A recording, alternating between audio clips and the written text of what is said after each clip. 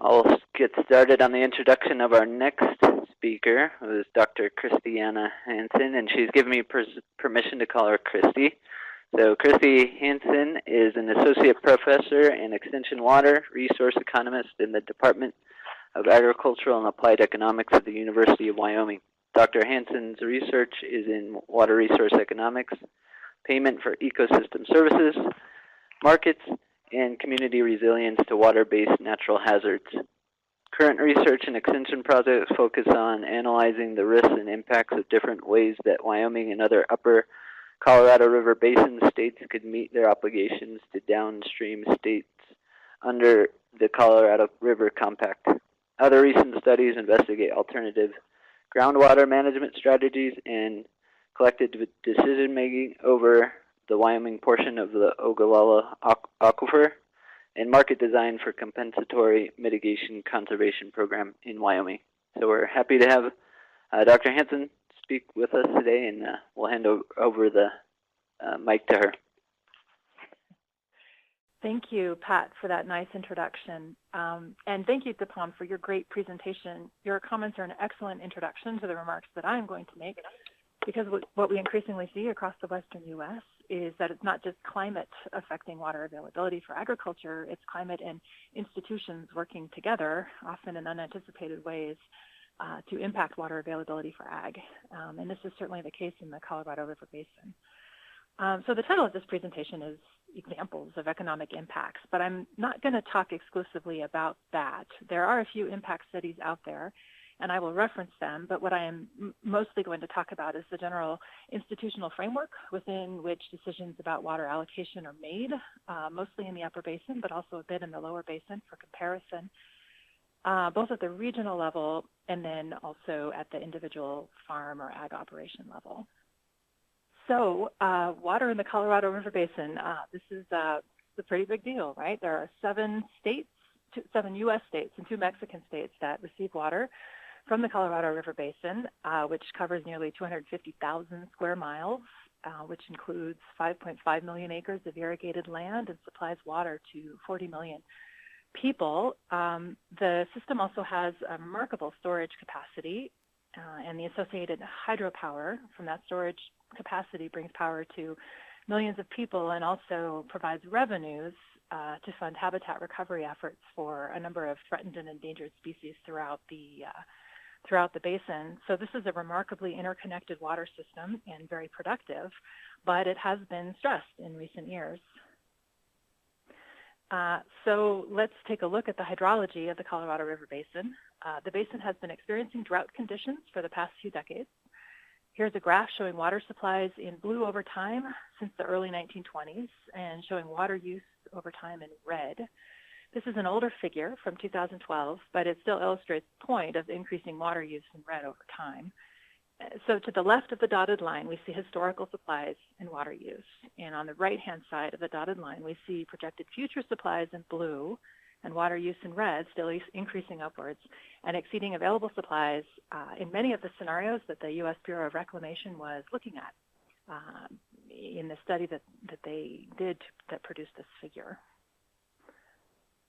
And so here is a more recent figure showing flows in the Colorado River at the dividing point between the upper and lower basins. We can see that the average flows over the past 30 years, that's the red horizontal line, are lower than the running average since the 1920s, and that's the black line running all the way across the figure.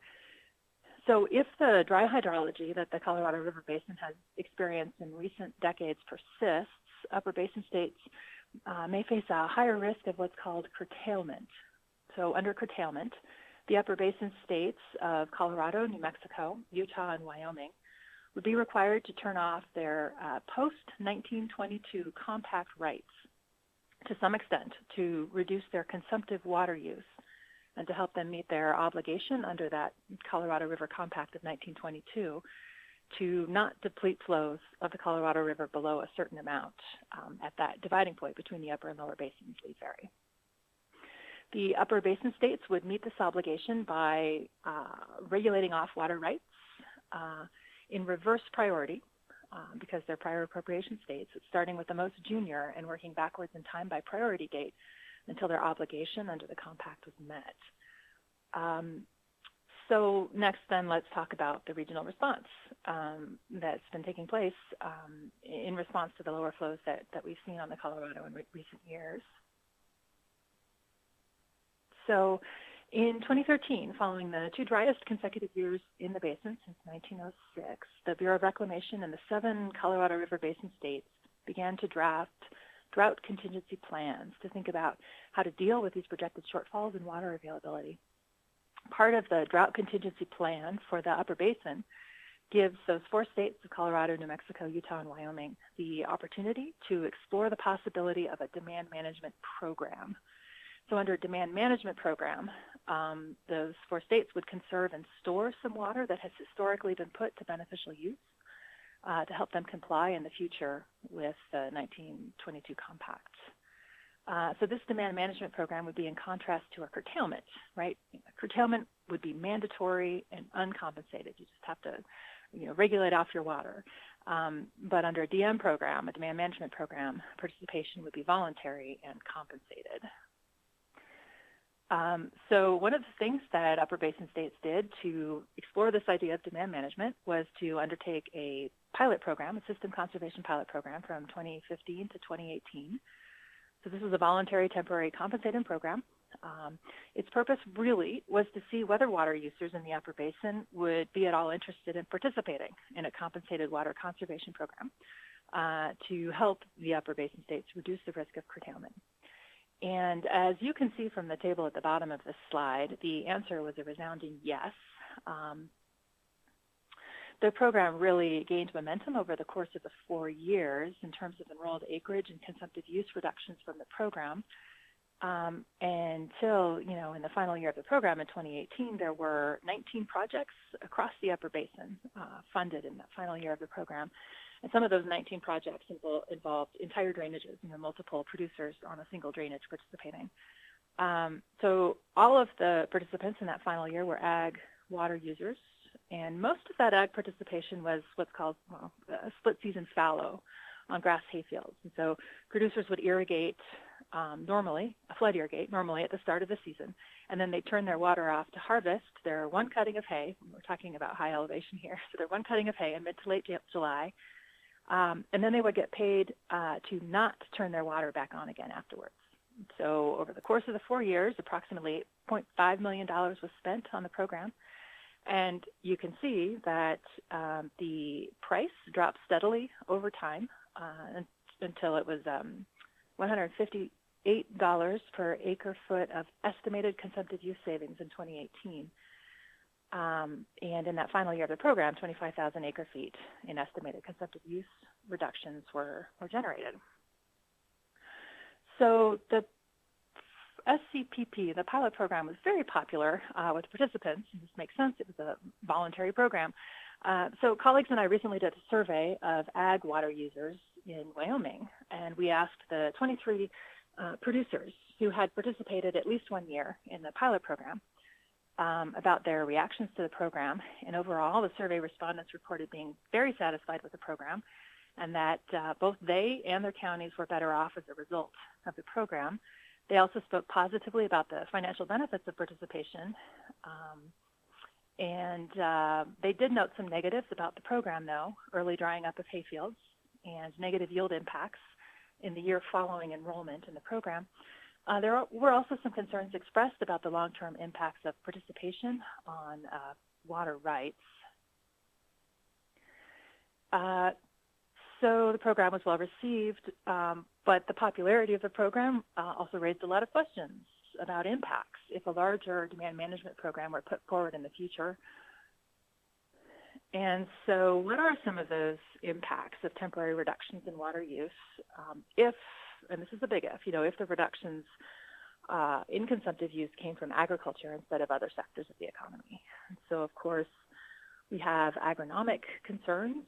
How would yield quantity and quality be affected by participating in this program? Second is on-farm economic. How would farm operations be altered when hay production is reduced?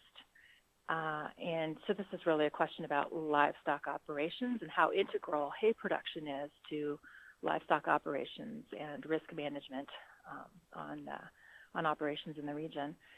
I guess I should say here, for those of you who are not familiar with ag production in the higher elevations of the upper basin, upper Colorado River Basin, the basic idea, mostly what we're talking about, is hay and livestock producers, primarily cow-calf operations. They're growing hay over the summer, and they use that hay as winter feed for livestock. And so, so how integral is the hay production to the livestock operation in terms of how they deal with drought and market risk?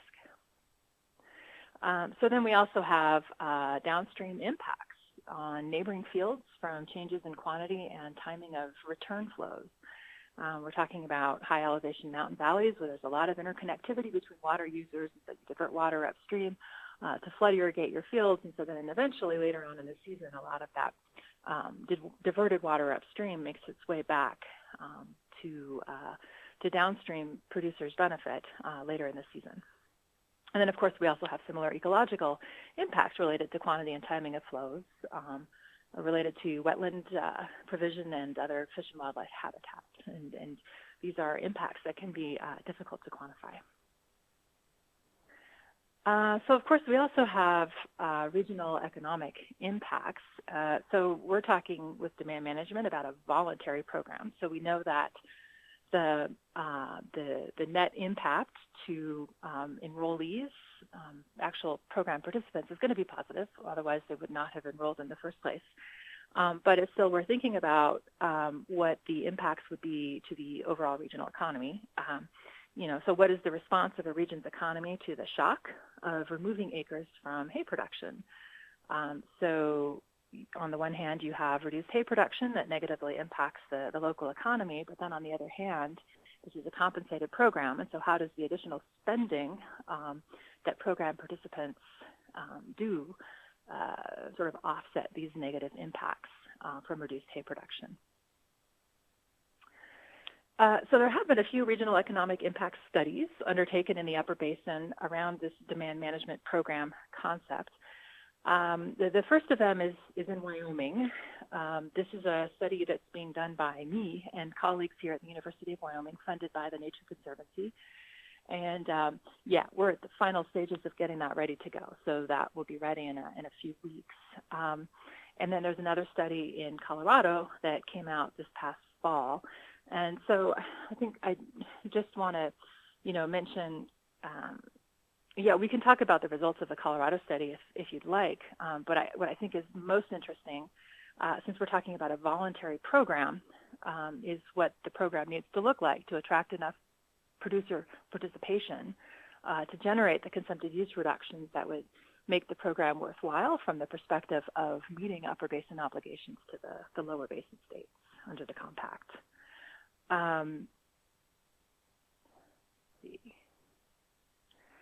So I mentioned earlier that the pilot program was well received by participants. In that same survey I mentioned earlier, we also asked all producers, not just the pilot program participants, but all of them in the Wyoming portion of the Colorado River Basin, what types of practices they would be interested in implementing. So I just want to share this question. I think it's pretty useful to think about, what the underlying assumptions of these regional economic impact studies are when you're, identifying how it is that you're going to come up with these consumptive use reductions. Is it something that makes sense from the perspective of program participants, given that it's voluntary participation? So I want to focus in on this one survey question here. If there was a voluntary program available to compensate producers for reduction in irrigation, would you be interested in any of the following demand management practices?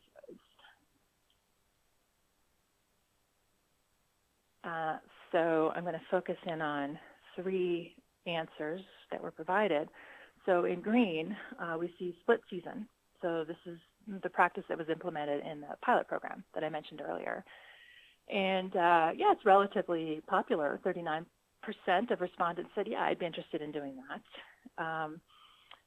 However, in spite of its popularity, this was actually not the practice that was modeled in either of those regional economic studies that I mentioned, because it's pretty difficult at this point to track and monitor and estimate consumptive use of water at the field level associated with the partial split season fallow that the producers would be interested in doing.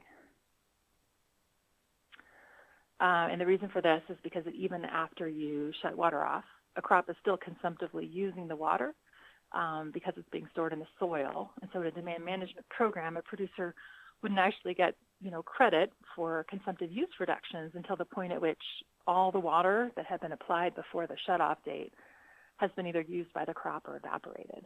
So that's just a tricky thing to model and figure out within season. The second practice I'd like to focus in on is number 6, in implementing investments that reduce water use by enhancing infrastructure. So this one was extremely popular, right? This is something that the producers on the ground would be interested in implementing. 58% said that they would be interested in doing that. The problem is that this practice does not fit well within the framework of a demand management program, which is focused on consumptive use. And so the third practice I wanted to highlight is number 3 in purple, no irrigation on some fields for the whole year. So this practice of full season no irrigation is much less popular, but it's what the studies implemented in modeling for the simple reason that it was possible to do it because we can identify consumptive use reductions for the whole year. So I think more than anything, this really highlights the challenge of having a demand management program, a conservation program based on consumptive use that's voluntary, and finding a program that fits from the perspective of policymakers and decision makers and people who have to, keep the upper basin states, compliant with the compact, and then folks on the ground who would actually be implementing practices to make the conservation program work.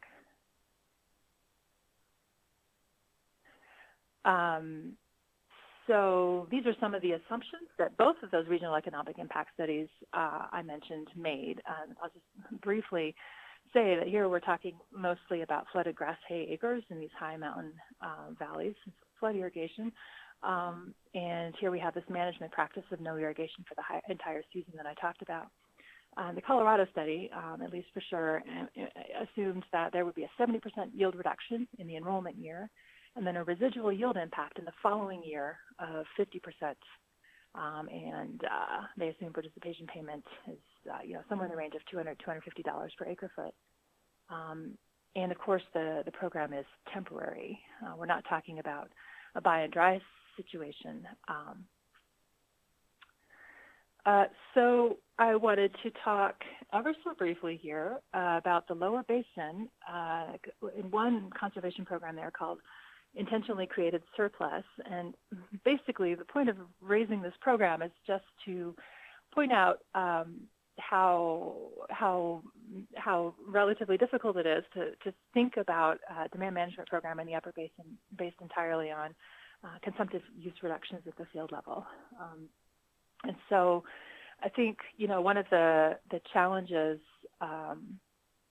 one of the nice things, some of the nice things about intentionally created surplus is that, so first of all, basically this is reductions in diversions. And so the voluntary reduction in water use through the ICS program creates credits which are stored in Lake Mead above uses in individual water use accounts. And so 2.8 million acre feet of ICS credits have been created in Lake Mead since 2007. 2.3 million acre feet of those credits are still currently stored in Lake Mead. And so the location of storage relative to uses is a pretty important distinction between the lower basin and upper basin. In the lower basin, since the reductions in water use could be made by reducing deliveries rather than reducing net consumptive use. There are also more projects, a diversity of projects allowed through the ICS because the focus is on diversions rather than needing to be based on consumptive use, as is the case in the upper basin. And then, of course, these individual accounts in the ICS means that you can, subject to certain constraints, withdraw the water when you need it. Whereas in the upper basin, even there's nothing like this in demand management. Under the demand management program, the savings may be attributable to individual states, but this is yet to be determined, but they certainly will not be attributable to individual users. So coming back to the upper basin and demand management, where the actions that could be taken to perform conservation that would help the upper basin meet its compact obligations are much more narrowly defined. What are some of the trade-offs that need to be considered? So certainly at the farm level, one of the things that's important, if you're thinking about whether it makes sense to participate in this kind of a program, is the mix of junior and senior priority rights that you have. Right? If you have junior rights, or perhaps your first right is pre-compact, and so not subject to curtailment, but that you rely critically on a more junior storage right, then you're going to be more inclined to prefer demand management program to not, since it reduces the risk of curtailment in the first place. And secondly, it may be the case that you find the idea of temporary leasing opportunities to be appealing. You may see potential to enroll acres in demand management to reduce your consumptive use of water maybe 2 years out of 5. Another thing to consider is land and soil characteristics. Depending on your operation, your yield, your soil type, your reliance on late season aftermath grazing as part of your livestock operation may mean that the compensation offered through a demand management program would more than cover your private costs of participating. And I think a big one, though, is, as I was discussing earlier, what are the management practices that are ultimately made available through a demand management program? Is it simply a full season no irrigation, which, as we saw from the survey, is a lot less appealing, or will we be able to figure out what a split season fallow would look like? Because that would certainly reduce the per acre foot costs associated with participating in the program. So at the regional level, as I mentioned, right, this demand management program is still something that the states are considering and thinking about. And so, it's useful to think whether it makes sense at the farm level, the individual operation level, but then also, at the regional level, what are some of the considerations? And so certainly one of them is the perceptions of curtailment risk, right? So what is the risk of no action, if no demand management program? So if the purpose of the demand management program would be to keep the system, basically flush with water to reduce the risk of Lake Powell levels dropping below power pool and to reduce the risk of curtailment. So whether implementing a demand management program is a good idea or not depends on your perception of how probable it is that we'll see a curtailment. And then, of course, your perception of harm to the local community and the environment, and the extent to which the local economy would be able to rebound, basically, if the program size were large and there were impacts. To what extent would the local economy rebound and put those inputs into other economic activity in ways that the regional economic impact models and studies are maybe not able to capture. And so the final thing I wanted to mention in terms of trade-offs at the regional level is the transaction costs under demand management versus curtailment. So basically, under either one of these futures, demand management or no demand management with higher risk of curtailment, water will move around. And so something to keep in mind is the perceived benefits of establishing contractual arrangements in advance, right? I mean, there's some benefit to an orderly demand management program in which water users know in advance whether and when they will be leasing out water versus the potential for, maybe more of a scramble for buyers and sellers to find each other at the last minute under curtailment. So this is my last slide. I just wanted to mention a few final things. And there's still a huge open question with this demand management concept, which is who would pay for it? This is an unanswered question, but it's certainly something worth keeping in mind as the region continues to explore the feasibility of a demand management program. So we saw on the previous slide all of the ways in which regional and farm level trade-offs can vary by location. But one thing is clear is that demand management, temporary, compensated, and voluntary, is probably less harmful for the region than some sort of a buy and dry scenario, which acreage is permanently pulled out of production. And so whether demand management is also preferred to taking a chance on curtailment is another issue for the region to consider.